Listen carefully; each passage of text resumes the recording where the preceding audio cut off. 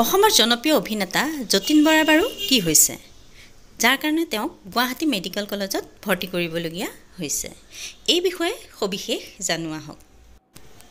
অতি কম খৰচৰ ভিতৰত এপল' মেডিকেল চেণ্টাৰত ৰাইজলৈ আগবঢ়াইছে এক সুবিধা। সেই সুবিধাটো হৈছে 30% ৰেহাই মূল্যত স্বাস্থ্য পৰীক্ষা কৰিব পাৰিব প্ৰতিজন ৰোগীয়ে এপল' চেণ্টাৰত। গতিকে যতীন বৰাই তেওঁৰ স্বাস্থ্য পৰীক্ষাৰ জৰিয়তে আৰম্ভ কৰিলে এপল' চেণ্টাৰত স্বাস্থ্য পৰীক্ষাৰ শিবিৰৰ। আৰু তেওঁ এই বিষয়ে কি ক'লে মই আপোনালোকক শুনাব বিচাৰিছোঁ। আপোনালোকে ভিডিঅ'টো শেষলৈকে চাই থাকিব।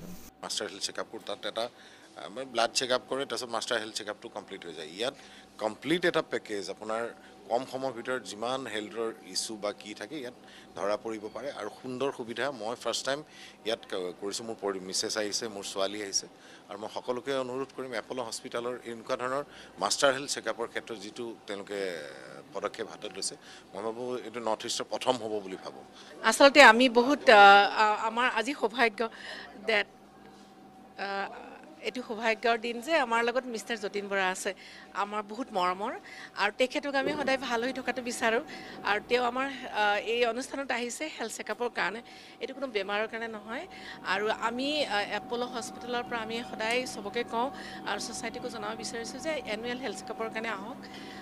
আমাৰ ইয়াত আহিলে যেনেকৈ যতীন বৰাই কৈছে যে অকল ব্লাড টেষ্ট কৰি গুচি গৈ ৰিপৰ্টটো পোৱাটোৱে নহয়, ডক্টৰে ফুল চেকআপ এটা কৰে, কৰি পেলাই ৰিজাল্টখিনি যিখিনি ব্লাড বা ইউৰিন বা যিখিনি টেষ্ট কৰা হয়, ইয়াত এক্সৰে হয়, ECG হয়, TMT হয়, বনবিলাকৰ টেষ্ট হয়, এনেকুৱা বহুত মানে সেইটোতো গোটেই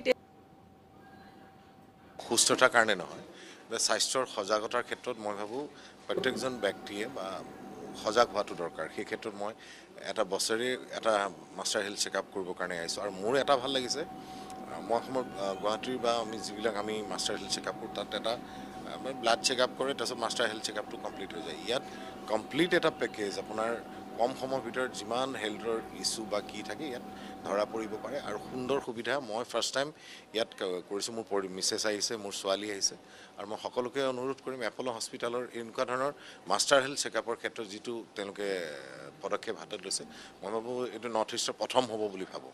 আচলতে আমি বহুত আমাৰ আজি সৌভাগ্য ডেট এইটো সৌভাগ্যৰ দিন যে আমাৰ লগত মিষ্টাৰ যতীন বৰা আছে। আমাৰ বহুত মৰমৰ, আৰু তেখেতক আমি সদায় ভাল হৈ থকাটো বিচাৰোঁ। আৰু তেওঁ আমাৰ এই অনুষ্ঠানত আহিছে হেল্থ চেকআপৰ কাৰণে, এইটো কোনো বেমাৰৰ কাৰণে নহয়। আৰু আমি এপল' হস্পিটেলৰ পৰা আমি সদায় চবকে কওঁ আৰু ছ'চাইটিকো জনাব বিচাৰিছোঁ যে এনুৱেল হেল্থ চেকআপৰ কাৰণে আহক।